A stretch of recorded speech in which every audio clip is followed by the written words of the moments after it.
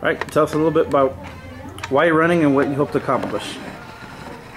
Okay, sure. do you want me to look at you or at the camera? That's Does it fine. matter? Yeah.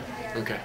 Like I'd said it before, I felt that the city council has stifled business development and growth here in town. I'd like to establish some more transparency. I think we need to have one place for business owners to go for loan information, for code information, for basically everything that they need, as opposed to having to go all over the city of El Paso and try to get their doors open. Like I'd said inside, I think city council's been inaccessible. They've made it nearly impossible for people to go about their daily lives and their jobs, creating jobs and things like that. And I look forward to bringing some black and white perspective to city government. Speaking of black and white, you mentioned something in there that I wanted to follow up on, and you pretty much describe yourself as a pretty fiscally conservative type of guy. Is that an accurate characterization? I'd say so. You talked about the enforcement of immigration law here locally, but what I didn't know was how you plan on paying for it. You know, I think that when you do away with some of the different programs here in town, like the massive amounts of spending downtown to make it a prettier place, the pretty street signs and things like that. Do you think the beautification efforts downtown would offset the expenses for? No, not necessarily. But there are other programs and other things that I think that the city could possibly do without. I also think that the city manager's office needs to be revisited. That entire little government within a government costs taxpayers a lot of money. You had made the point, as they were speaking about the domestic partner benefits issue, that the voters had their voice. They've already made their point about that particular issue. They've also said the same thing about the city manager's office, because it was the voters that approved that.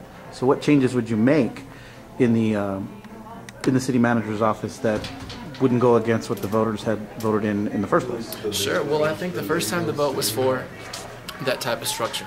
Okay. Now we have that type of structure.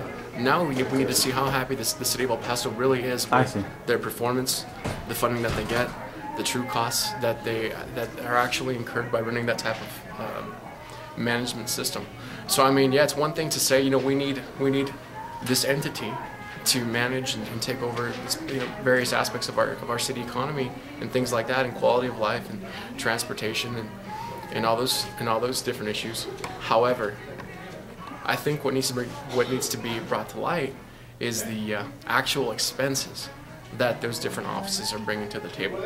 So you've got a city manager, you've got deputies. All those deputies have staff and secretaries and a workload. When a couple of years before, we had a mayor and a city council that did everything. So I mean, I understand that the city of El Paso has grown substantially, and we need additional help, and we need some additional resources to take care of those different departments that they had right now currently.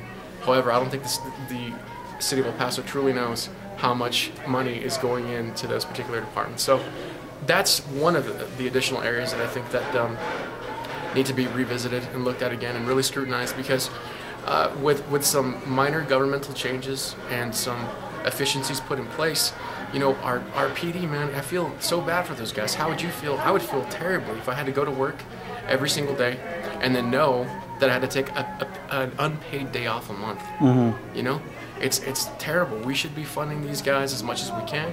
We should be getting them the latest equipment. Do you think that they're in the best position to know how to fight crime, or do you think that should be something that should be done from city council? I'm not following your question. Do you think that the police department and its leadership and officers on the streets are the best position to make calls in terms of fighting crime, or do you think that the city council should take a bigger role in that? No, not at all. So then how do you justify that with your answer about the enforcement of immigration law? The chief of police here locally, chiefs of police across the country, and sheriffs across the country have all said it doesn't make sense, it's a bad idea, and it'll hurt our ability to enforce other laws and you know, make sure that real crime isn't going on. Sure. How do you marry the two? Well, you know, I think that there are a lot of political undertones with that, and I think that people say what they want to keep positions and to say what they think would make their constituents in the city of El Paso happy. Now, it's one thing. Who is that statement directed at? Is that directed at police leadership? Do you think that they're... You spoke about police leadership across, I believe, across the U.S., right? Yeah. Across border states and things like that. Absolutely. I think that it's a very popular sentiment amongst constituents that they don't want it to happen. With that being said, I think that truly speaking, it still needs to be revisited. Okay. It still needs to be revisited. If you could change one thing about city government, one thing, what would it be? Man, there's a lot of things. Sure. Pick your... If it was one thing, you know, I'd say that I'd love to see more power given back to the mayor and city council and done away with the city manager position and the different deputies in those offices.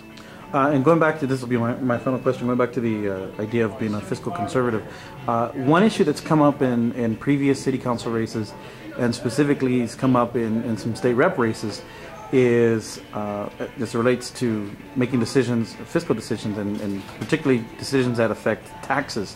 One critique people make is, you shouldn't run for office and make decisions on my tax dollars that I pay as a homeowner if you aren't a homeowner yourself. So my first question is, are you a homeowner? And second, what do you think about that sentiment? No, I rent a home. So no, I don't contribute to the taxes that homeowners pay. I'll make that abundantly clear. I've never said I was a homeowner. Do you think that changes at all the argument that you make, though? Do you think it impacts? I mean, do you think that it makes anything that you have said less true because you don't own the home? No, because homeowner taxes affect everybody in the city. You know, when someone has an $8,000–$10,000 tax bill at the end of the year, guess what? Other things get looked over. You know, if someone gets a $10,000 tax bill at the end of the year, the economy's going to suffer. Different business owners that are having to make that tax bill, that are property owners, suffer because they can't possibly, they have to, you know, reduce staff or not buy a piece of machinery that they need. Also, when someone has a tax bill that big, guess what? They cut out different things that they were going to buy. They cut out different services that maybe they were possibly holding at the time. So, I mean, to think that only homeowners are affected with giant taxes is just an absurd thought. Everybody in the city of El Paso is affected by huge taxes. You had mentioned an address on Bethview when you filed your paperwork, and then I checked with the CAD, and the owner's name is Rosa Avila. Is that your landlady? That's correct. Okay. All right, that's all the questions I have. Yeah. Anything else you want to add, or any last message to potential voters out there in your district? No, Jaime, I think you do a great job, man, of getting out there and doing the best you can to attend as many meetings as possible and give a different perspective, as opposed to what a lot of people might report or say out there. So I commend you for it. All right, thanks. You got it, man.